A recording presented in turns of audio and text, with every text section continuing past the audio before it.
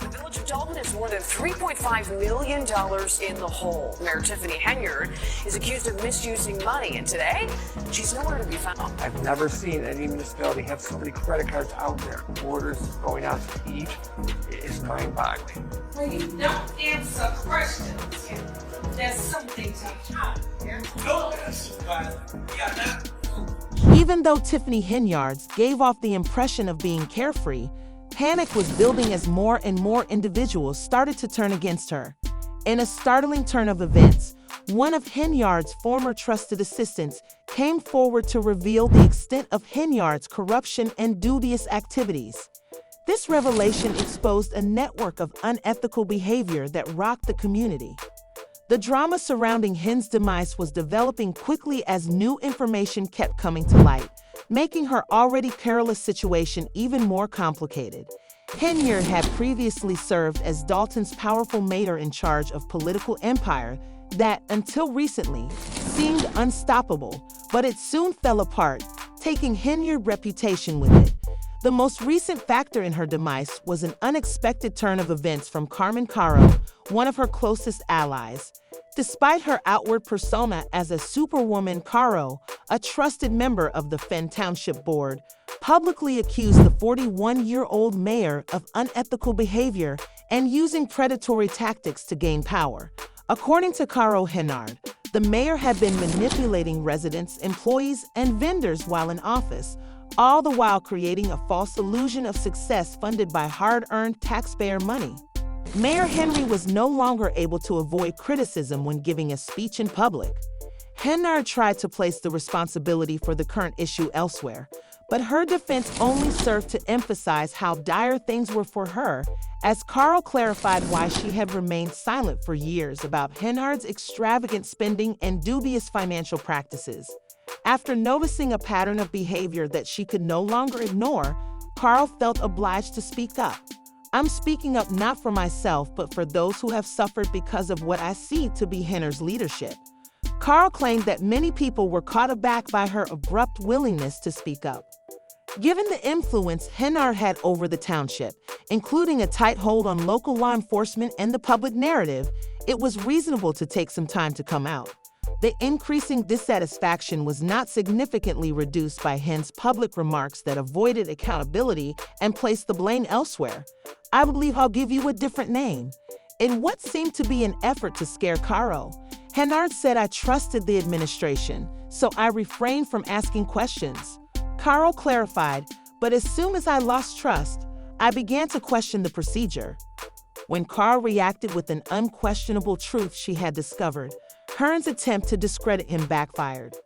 He had had enough of remaining in the background and was prepared to reveal H's immoral behavior. Caro described a noteworthy instance in which Henyard had misrepresented a foundation with which she was associated. Caro also described how Henyard had visited her home and tried to pressure her into lying about the foundation's beginnings. While Caro's accusations were grave and depicted a mayor who was prepared to control others in order to maintain her own authority and reputation, trustee Chris Gonzalez, who had been vocal about Henyard's financial mismanagement for months, grabbed center stage. Persistently sought financial records and answers to his expanding list of inquiries about Hearn's dubious spending, but his requests were largely disregarded.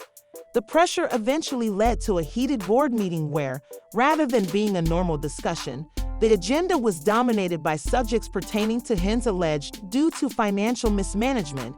The board was ready to suggest a number of laws to combat corruption, such as limitations on travel costs, stricter budgetary regulations, credit tracking, rules, and a prohibition on using township property for private benefit. As the board started discussing these measures, it became evident that the opposition to Henyard's leadership was not only political, but also a matter of public accountability. However, the most unexpected action was when Gonzalez nominated Henyard for a crucial board position despite mounting evidence of her corruption. This seemed inappropriate given the tense environment, but it turned out that Henyard had applied for the position earlier in the year. The nomination was made minutes before the midnight deadline when the board was at halt. The message was unambiguous. The unbridled financial power of Hen, the board was resolved to prevent her from carrying on with her free reign as it was coming to an end. Despite the turbulent circumstances, Henyard was still appointed to the position by a slim vote, but the appointment did little to stop the growing opposition against her. Rather, it only revealed how shattered her once strong support base had become as the vote was cast and the decision was made. This last-minute nomination, which appeared to be intended to speed up the process, only highlighted the deep divisions within the township. The full extent of Henyard's alleged corruption was starting to come to light, and with every new revelation, it became more difficult for her to hold onto her position of authority. What had once seemed like an unstoppable political career was now in rapid decline, as Henner's time as mayor was rapidly coming to an end. Her power was eroding, and the walls of her political empire were collapsing around her. Her former allies, including Carl and Gonzalez, had turned against her, and their public denunciations painted a picture of a leader who had lost touch with the people she had served.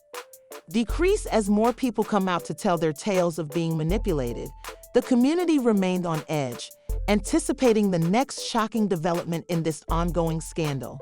The drama surrounding Henner's fall from grace was far from over, and it became increasingly apparent with every day that the once powerful mayor would soon face the full consequences of her actions due to financial misconduct and unethical behavior under her leadership as Henner's political career continued to fall apart. The Thornton Township Supervisor, how do you feel right now? Oh man, I'm overjoyed. I didn't see it coming. I love it. That means that I am truly blessed that everyone loves. When the Board of Trustees nominated Tiffany Henyard for a key position, many Dolton residents believed the board had a secret agenda. They believed the trustees wanted to keep the decision out of the public eye to avoid the backlash that would come from an open decision-making process. However, the effects of trustee Chris G. Al's hasty nomination of Heard were felt throughout the entire village, intensifying the unrest surrounding the mayor's office. Naturally, the town's residents were furious.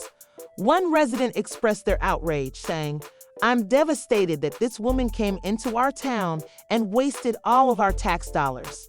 The resident continued, "I had a sneaking suspicion that we have old folks who can't. Because of her corruption, Tiffany must be imprisoned and used as an example. She cannot continue to waste our money in this manner." This applies even to the most basic necessities. According to Carl, a former ally of Henyard's, the general consensus at Dolton was that Henyard should be fired because the community was already feeling the effects of her alleged financial misconduct, which had reached a breaking point as she tried to maintain control. During a board meeting, Henyard pushed through an important agenda item and asked the finance department for backup invoices, obviously attempting to avoid scrutiny of her spending. However, trustee Chris Gonzalez was not duped by her actions in July.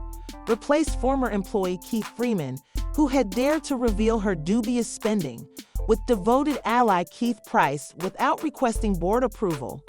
This decision was generally seen as an effort to strengthen her control over the town's finances by appointing a person she could trust to lead it.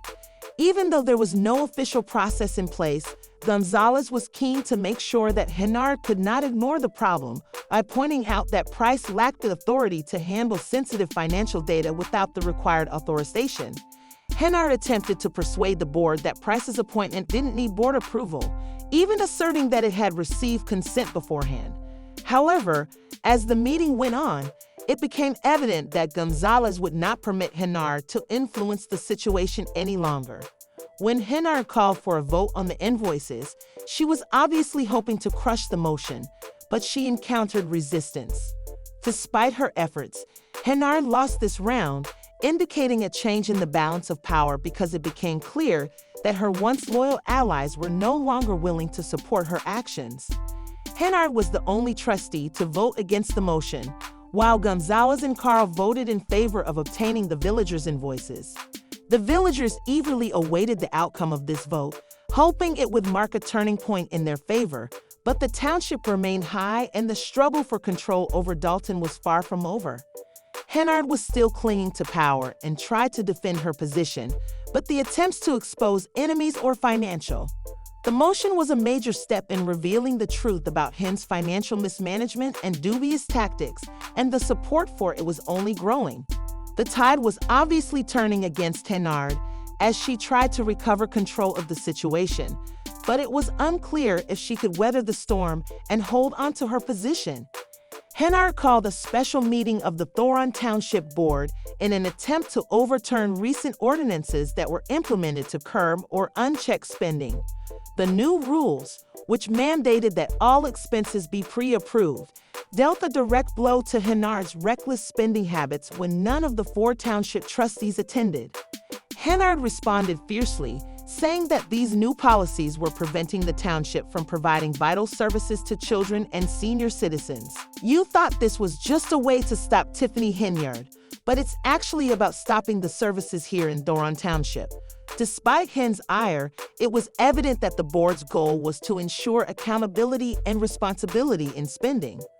The board had imposed strict new regulations that required all expenses to be pre-approved, which was a major blow to Henyard's ability to operate without oversight. These regulations made it much harder for Henry to spend freely, and the board also decided that event budgets would need to be approved before spending. Any amount of money could be used. Henyard's power to act without consequence was further curtailed, which left her rushing to get permission for a number of forthcoming events, such as a Friends of Tiffany Henyard picnic, which was ironically named after her own campaign fundraising committee. Despite the fact that her extravagant spending was coming under more and more scrutiny, she wasn't willing to back down and attempted to defend her actions by asking, "Do I not still provide for you?" But it was obvious that the board and the people of Dalton were no longer buying into her rhetoric. The growing discontent with her leadership, the new legislation, and the increased transparency surrounding her were only emphasized by Henyard's attempts to restore control of the situation. The battle for control over Dalton was still going on, and it was unclear if Helen could weather the storm and maintain her position. The township was tense, and the future of the village was hanging in the balance. The residents, who had previously been largely passive, were now actively calling for accountability and change, and the board members who had once supported Henyard were beginning to turn against her. Financial practices were putting her under increasing pressure, and it was now evident that her political empire was collapsing. Numbers were growing, and it was becoming evident that Dalton citizens were prepared to fight for a better future where responsibility, integrity, and transparency were the norm. Tiffany Henyard attempted to make the situation seem like a crisis when she said at the picnic that a community event that was scheduled every year could not happen because the Board of Trustees had not attended a meeting and voted on it. Trustee Chris Gonzalez swiftly shot her down, reminding her that the real problem was her repeated failure to put the needs of the community first. He said the supervisor will undoubtedly continue to make it seem like there is a crisis, but if you're going to make those decisions and choose to spend money on other things instead of attending to the children, which is precisely why H's political career has proceeded to take a sharp decline. Her lab lifestyle, Gonzalez noted, was a diversion from the more urgent scandal involving a $200,000 payout to Oak Construction Company, a company with more red flags than a communist march. Hefty payment was purportedly for window and roof replacements at senior homes, but there was a big catch. There were no final agreements or competitive bids for the project, and the owner of Oak Construction was given the contract for bribing a Cook County assessor to obtain property tax relief, even though neither Alex nor East, the owner, were facing jail time. The business had an infamous past that included links to tax fraud schemes and a fraudulent home repair. A former alderman was involved in the scandal. Despite Northeast's insistence on denying any misconduct, it was evident that the company's standing and relationships were seriously questioned. The deal had significant ramifications because it sent public cash to a business with such questionable credentials. Gonzalez and others viewed this as yet another instance of Hen's careless behavior, which jeopardized the welfare of Dalton's elderly residents in addition to wasting money. A's meticulously constructed public image, which he had developed over the years, was starting to fall apart as federal investigators dug deeper into the case's complexity. If the financial scandal wasn't enough, Henyard became even more involved when another accomplice was connected to the expanding network of corruption. According to the Northern District of Illinois U.S. Attorney's Office, L. Lacey, the former deputy police chief of Dalton, was dealing with major legal troubles. Lacey was charged with 9 charges of perjury, bankruptcy, fraud, and false statements, which may look like a plot point from a crime thriller. The inquiry was anything from fanciful, according to federal authorities, and Lacey's activities had serious repercussions for Dalton's ethics and leadership. Hen had considered Lacey to be one of her closest friends, and their connection seemed to be mutually beneficial. Lacey had taken advantage of the legal system, even going so far as to divorce his wife in order to avoid paying his debts. In the midst of the scandals engulfing the Henyard government, this action exemplified the brazenness of his misbehavior. Lacey remained faithful to Henyard despite federal investigations exposing a web of dubious activities in which both Henyard and Lacey were accused of abusing their power to control police raids for their own benefit, using taxpayer funds and public trust to finance extravagant lifestyles and indulgences. The accusations demonstrated not only financial mismanagement, but also willful abuse of public institutions for personal gain. Henyard and Lacey were also connected by federal investigations to an embezzlement operation that diverted community resources to their own. In the wake of the escalating scandals, the lines between public duty and personal enrichment had become dangerously hazy, according to Pockets, who revealed the depths of their alleged misconduct.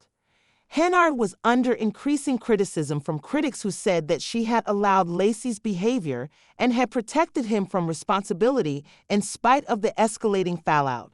Lacey remained outspoken in her support of Henyard, casting doubt on the depth of their cooperation. Federal officials said that their collaboration went beyond simple admiration, claiming that they abused their position of authority by conspiring to steal money intended for vital services and community development. These claims of financial wrongdoing and, as more information from the ongoing investigations becomes available, the people of Dalton are left in shock and forced to face the extent of the corruption that has tainted their leadership. The abuse of authority left the community reeling and grappling with the realization that the trust placed in elected officials has been grossly betrayed. Residents expressed outrage not only at the financial mismanagement, but also at the apparent disregard for the well-being of the town's most vulnerable populations. The claims made against Henyard and Lacey constituted a breach of public confidence since taxpayer funds were purportedly diverted from community development to private indulgences, while Dalton's vital concerns, such as the insurance.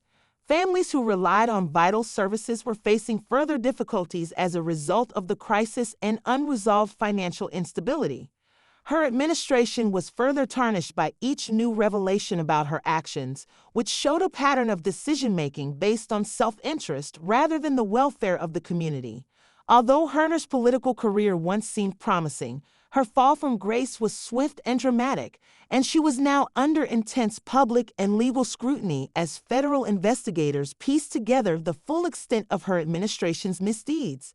The scandal went beyond financial misconduct and included. Even though Henyard tried to keep control of the story, she found herself more and more alone. Her supporters were dwindling, and her reputation was in ruins. If these charges were proven, they would reveal widespread corruption that had weakened Dalton's very foundations of governance. The controversy surrounding her leadership had left Dalton in a state of uncertainty, with locals doubting not only her ability to lead, but also the systemic flaws that had permitted such corruption to spread unchecked. Both protesters and detractors demanded accountability, stressing that justice wasn't just about exposing dishonest leaders, but also the community was left to grapple with the systemic problems that made such misconduct possible, and residents' ire was evident as they demanded that Henyard resign in order to restore public trust and implement reforms. For many residents, the actions of Henyard and Lacey represented more than just personal shortcomings. They symbolized a larger betrayal of trust. Despite these requests, she seemed to defy calls for her resignation, continuing to hold onto power as court disputes and public outcry grew. To be indicted on federal bankruptcy fraud. And the lawyer tonight for Deputy Chief Louis Lacey tells me this is all part of prosecutor strategy to get them to. Given his extensive involvement in the misconduct, Lacey's defense strategy is becoming less and less effective. It appears that his legal team is trying to frame the case as part of a larger conspiracy to bring Tiffany Henyard down, saying that the federal authorities are only pursuing Lacey in order to establish a case against her.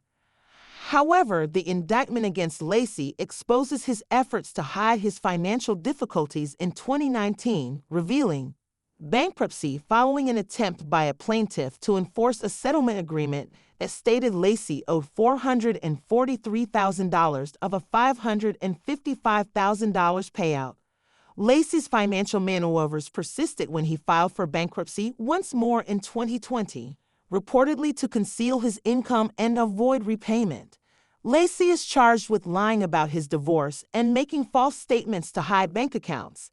His activities have distorted and shattered the truth in a clear attempt to avoid scrutiny as federal offenses. It is evident that the walls are closing on both Lacey and Henyard, whose involvement with these acts only serves to heighten the scandal around her leadership, as Mount Lacey faces a maximum sentence of 45 years in jail if found guilty. A 23-year-old citizen of South Holland recently criticized Henyard's administration and urged Dalton's officials to encourage civic engagement through openness and sincerity. With measures, the resident noted that Henyard's activities had only weakened neighborhood confidence. Purportedly intended to safeguard the township, but damaging its citizens instead, you say you want us to participate and go to these meetings, but from what I've seen, the actions being taken appear to be affecting the township's citizens. The teenage resident made reference to Henyard's argument against voters in Dalton rejecting a referendum on mental health that would have raised taxes. Another resident retorted, saying, "We are not brainwashed. We're tired of everyone. We don't believe that mental health is crucial, but we also don't trust you to find a solution." Henyard is dealing with an increasing number of lawsuits. One of these involves her and Dalton Village trustee Andrew Holmes, and it was filed by a Dalton police officer who is part of the Henyard security detail. Another case involves Dalton officials who are accused of unfairly denying a barber a business license. Finally, Dwayne Thrash, a former maintenance manager in Dalton, filed a lawsuit against Dalton. That has shocked the community. Alleges that in 2023, some of his close friends approached him with a plan to replace the school board's attorney with a law firm of their choosing. When Thrash refused to comply, things quickly went south, and he was fired while on an unapproved leave of absence for what he maintains were false accusations of insubordination and poor performance. The lawsuit accuses Henyard of numerous violations, including violations of the First and 14th Amendments. That the state has not yet stepped in to take over the city and township because of the mounting accusations against Henyard. Dalton residents are calling for accountability, and the situation is spiraling out of control.